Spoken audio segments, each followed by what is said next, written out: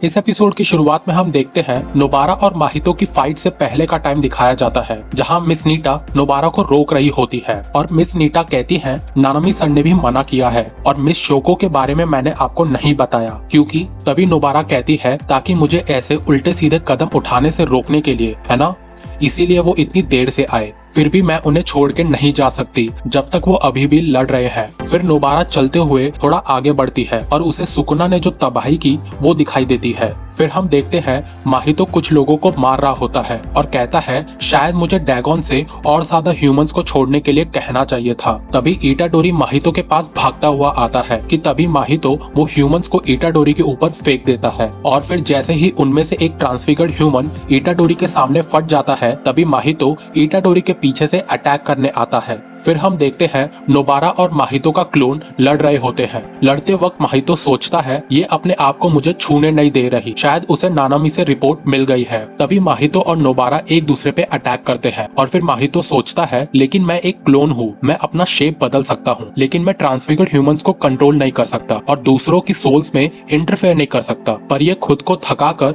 मेरी बहुत मदद कर रही है। तभी माहितो अपने हाथ के ऊपर लगे हुए ब्लेड से नोबारा को इंजर्ड कर देता है और कहता है मैंने तुम्हें कहा था ना कि ये मुझ पे काम नहीं करेगा। तभी नोबारा कहती है कभी कभी भले ही आप जानते हो कि ये काम नहीं करेगा फिर भी आपको यह करना पड़ता है। फिर नोबारा अपने कीलों से माहितो पे अटैक करने लगती है और माहितो को कुछ समझ नहीं आ रहा होता है। फिर नोबारा माहितो के ऊपर कूद जाती है और कहती है जब से मैंने तुम्हारी टेक्निक के बारे में सुना है तभी से मैं सोच रही हूँ ये तुम्हारे ऊपर जरूर काम करेगा। और फिर जैसे ही नोबारा अपनी टेक्निक रेजोनेंस यूज करती है इसका इफेक्ट असली माहितो को भी फील होता है और इटाडोरी माहितो के अटैक से बच जाता है। फिर माहितो सोचता है मेरा ओपोनेंट सिर्फ इटाडोरी नहीं है, ये भी है। फिर नोबारा सोचती है ये अजीब है, मुझे मेरी कर्स एनर्जी यहाँ से दूर भी फील हुई है और तुम्हारी कर्स एनर्जी इतनी स्ट्रॉन्ग भी नहीं है जितना मैंने सुना था। तुम एक क्लोन हो जो किसी भी टेक्निक का यूज नहीं कर सकते। माहितो कहता है सही कहा। दूसरी तरफ हम देखते हैं इटाडोरी माहितो को बुरी तरह मार रहा होता है। माहितो सोचता है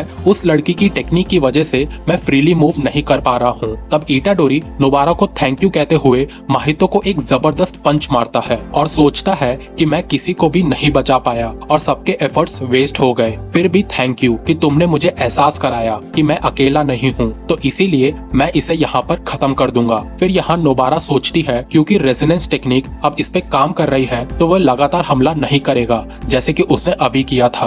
फिर नोबारा कहती है अब असली लड़ाई शुरू होती है। तभी माहितो का क्लोन कहता है नहीं और वहाँ से भाग जाता है। फिर नोबारा उसका पीछा करने लगती है और सोचती है हालांकि मैं इसे इग्नोर कर सकती थी और सीधा अंडरग्राउंड 5th फ्लोर पर जा सकती थी, लेकिन अगर मैंने इसे जाने दिया तो मुश्किलें और बढ़ जाएगी। और फिर माहितो का क्लोन भी अंडरग्राउंड जाने लगता है। फिर हम देखते हैं माहितो इटाडोरी से बचने के लिए छोटे छोटे पार्ट्स में स्प्लिट होकर भागने लगता है। इटाडोरी सोचता है इन छोटे क्लोन में किसी एक में जरूर इसकी सोल का एक क्रिटिकल पार्ट होगा। तभी माहितो इटाडोरी को चकमा देके वहाँ से भाग जाता है। फिर हम देखते हैं माहितो और उसका क्लोन आमने सामने आ जाते हैं। इटाडोरी सोचता है क्या उसने पहले से ही एक क्लोन बनाकर सेपरेटली काम कर रहा था और क्या वो अपने आप को क्लोन से मर्ज करके खुद को हील करना चाहता है। और तभी हम देखते हैं माहितो और उसका क्लोन एक दूसरे को क्रॉस करके आगे बढ़ जाते हैं और असली वाला माहितो नोबारा की तरफ बढ़ने लगता है। तभी इटाडोरी चिल्ला के नोबारा को भागने को कहता है, लेकिन तभी माहितो नोबारा को छू लेता है। फिर इटाडोरी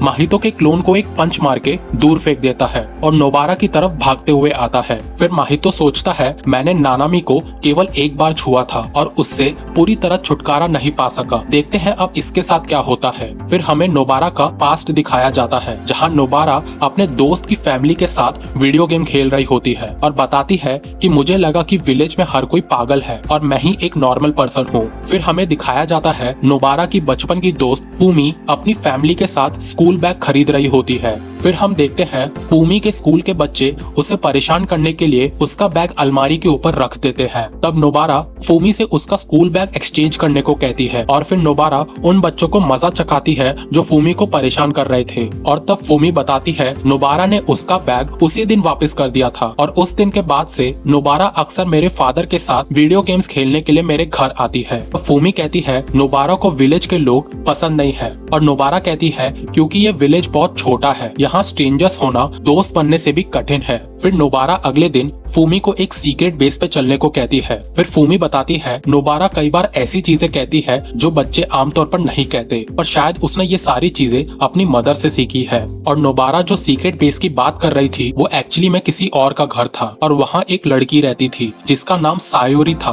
और वो हमारे बाद इस विलेज में शिफ्ट हुए थे और कभी कभी हम बिना बताए उसके घर चले जाते थे और वो हमारा अच्छे से वेलकम करती थी। और जब से हम साओरी से मिले हैं नोबारा बिल्कुल चेंज हो गई थी, उसके बोलने का तरीका भी बहुत अच्छा हो गया था। हालांकि हम दोनों आउटसाइडर्स थे फिर भी मैं हर मामले में साओरी से बहुत इंफीरियर महसूस करती थी। कुछ समय बाद साओरी के घर के पास कचरा, अजीब सी ड्राइंग और जानबूझकर जमा की गई बर्फ पड़ी हुई थी जिस वजह से वो घर डरावना लग रहा था। और उसके कुछ समय बाद साओरी वो घर छोड़ के चली गई। नोबारा और मैं उसे गुड बाय कहने गए थे और मुझे बस उस दिन नोबारा बहुत रो रही थी इतना ही याद है। मुझे नहीं पता था कि वो भी रो सकती है, शायद इसी शौक के कारण मुझे और कुछ याद नहीं आ रहा। फिर हमें कुछ साल बाद का सीन दिखाया जाता है। फूमी बताती है नोबारा हाई स्कूल के लिए टोक्यो जाने का फैसला करती है। ऐसा लगता है कि उसने अपनी ग्रैंडमा के साथ झगड़े के कारण इस अजीब समय में जाने का फैसला किया। फिर नोबारा कहती है मैं जा रही हूँ और मैं यहाँ कभी वापस नहीं आऊंगी। फूमी तुम्हें भी ये विलेज छोड़ देना चाहिए।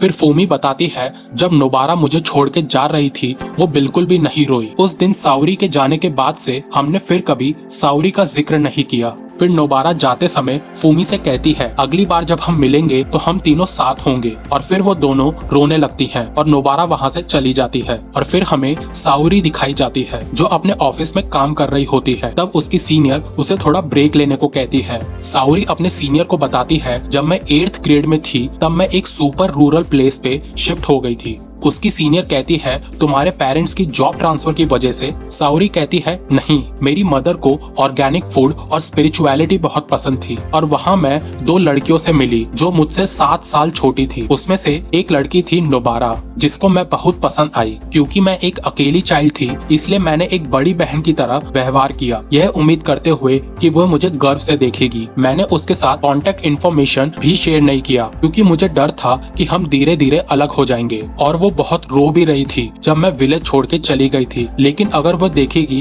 कि मैं अब कितनी ऑर्डिनरी हूँ तो वो शायद बहुत निराश हो जाएगी। मैं तो ये सोच रही हूँ कि वो अब इस टाइम क्या कर रही होगी और कहाँ होगी। फिर हमें नोबारा दिखाई जाती है। वो सोच रही होती है विलेज में हर कोई पागल था, लेकिन रियलिटी में ऐसा नहीं था। बात सिर्फ इतनी है कि जिनके पास प्रॉब्लम है वे बहुत ज्यादा लाउड थे। फिर नोबारा को उसके दोस्त दिखाई देते हैं। फिर नोबारा कहती है सॉरी फूमी, मैं अपना प्रॉमिस पूरा नहीं कर सकी। और इटाडोरी से कहती है इटाडोरी सबको मेरी तरफ से बता देना मेरी लाइफ बहुत अच्छी रही। और फिर नोबारा का फेस साइड से फट जाता है और इसी के साथ एपिसोड खत्म हो जाता है। वीडियो से रिलेटेड कोई भी सजेशन हो तो प्लीज कमेंट में जरूर बताना। Thank you.